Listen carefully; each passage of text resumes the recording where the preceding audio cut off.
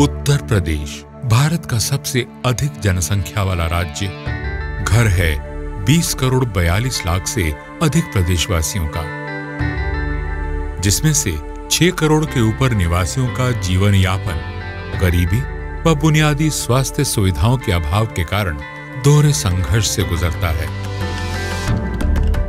ऐसे में पिछले कुछ समय से एक स्वस्थ समाज निर्माण हेतु स्वास्थ्य नीतियों को प्राथमिकता देते हुए आवश्यक व महत्वपूर्ण योजना से भारतीय स्वास्थ्य सुविधा क्षेत्र में नई लहर और नई उमंग का जोश है। भारत के आज़ादी के बाद हमारे राजनेताओं ने तभी तय किया था कि भारत के अंदर प्राथमिकता रोटी कपड़ा मकान का होगा, और उसी के साथ जो सबसे महत्वपूर्ण विषय होता है वो हर एक आदमी को स्वस्थ रखने का।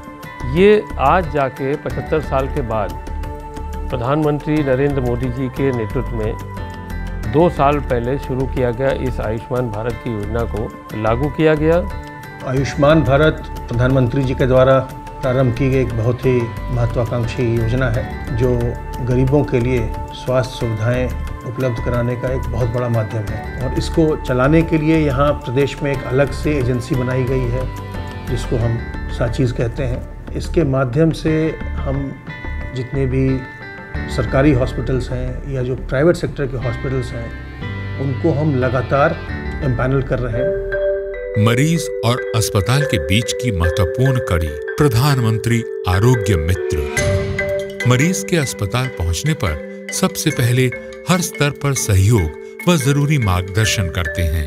मैं यहाँ पर जो बेनिफिशियरी आता है, संभावित लाभार्थी की पहचान कर social economic cast sensor data से उसे वेरीफाई करती हूँ। उसके बाद उसका गोल्डन कार्ड जनरेट करती हूँ। जब पेशेंट यहाँ पे आके भर्ती हो जाता है तो मैं उन्हें दवाइयों और जितने भी टेस्ट वगैरह होते हैं, मैं उनकी सारी जानकारी उसे देती हूँ। उसे बताती हूँ कि किस तरह आपका यहाँ पे पूरा बिलिंग फ्री होना है, कोई आपका पेमेंट कहीं पे नहीं पड़ना है। साचिस द्वारा निरंतर प्रयास और लगन के चलते विश्व आपदा कोविड-19 के कारण उत्पन्न हुई देशव्यापी बंद की परिस्थिति के बावजूद आयुष्मान भारत योजना को टेक्नोलॉजी की मदद से लोगों तक सफलतापूर्वक पहुंचाया गया। तो हम अपने आईसी के माध्यमों से, हम रेडियो जिंगल्स के माध्यम से, प्रेस रिपोर्ट्स के माध्यम से, एडवर्टीजमेंट्स के माध्यम से लोगों तक पहुंच रहे हैं।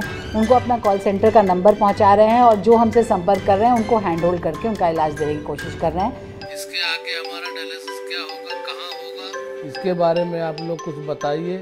जी निश्चिंत रहें सर, लॉकडाउन के टाइम पे भी आपको पूरी तरीके से लाभ दिया जाएगा। और आपको जो भी समस्या होती है आप हॉस्पिटल का नंबर लेकर हमने वेबिनार्स आयोजित किया, और वेबिनार्स के माध्यम से ना ही सिर्फ हमने हॉस्पिटल से बात की, बल्कि हमने ज़िला प्रशासन के जो हमारे DIU यूनिट्स थे या जो CMOs थे उनके साथ हमने बात की। फिर जो ज़मीनी स्तर पे हमारे कार्यरत कर्मचारी हैं उनसे संवाद करना बहुत आवश्यक था।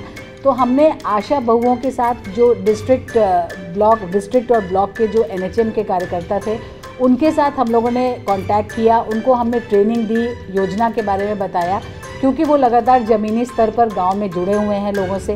लॉकडाउन के दौरान मुझे आयुष्मान के द्वारा एक ट्रेनिंग मिली, जिसमें मुझे ये कहा गया कि हमारे क्षेत्र में जाके जो बाहर से लोग आ रहे हैं, प्रवासी लोग आ रहे हैं, उनके बारे में जानकारी इकट्ठा करना था।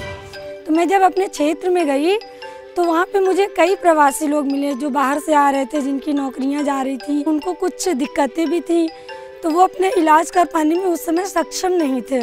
फिर मैंने उनको आयुष्मान के बारे में जानकारी दी, जिससे कि वे लोग अपना इलाज करवा सके और उनको आयुष्मान योजना का लाभ मिल सका। इन सब चीज़ों से आज हम ये देख रहे हैं कि 2-3 महीने हो गए कि धीमे धीमे अस्पतालों ने गति पकड़ी, और आज की डेट में जो हमारा प्री लॉकडाउन सिनेरियो था, जो आंकड़ा था, हम लगभग उस प्री लॉकडाउन सिनेरियो के ऊपर पहुंच रहे हैं। 2018 में PMJ के आरंभ से लगातार एक मिशन की तरह तमाम कठिनाइयों और चुनौतियों को परास्त कर दिन प्रतिदिन मजबूती से स्वास्थ्य सुविधाओं का दायरा बढ़ाया गया है, और ये सब मुमकिन हो पाया है कुशल कर्मियों के अथक प्रयासों तथा भागीदार एजेंसीज के निरंतर प्रोत्साहन व साहस के कारण।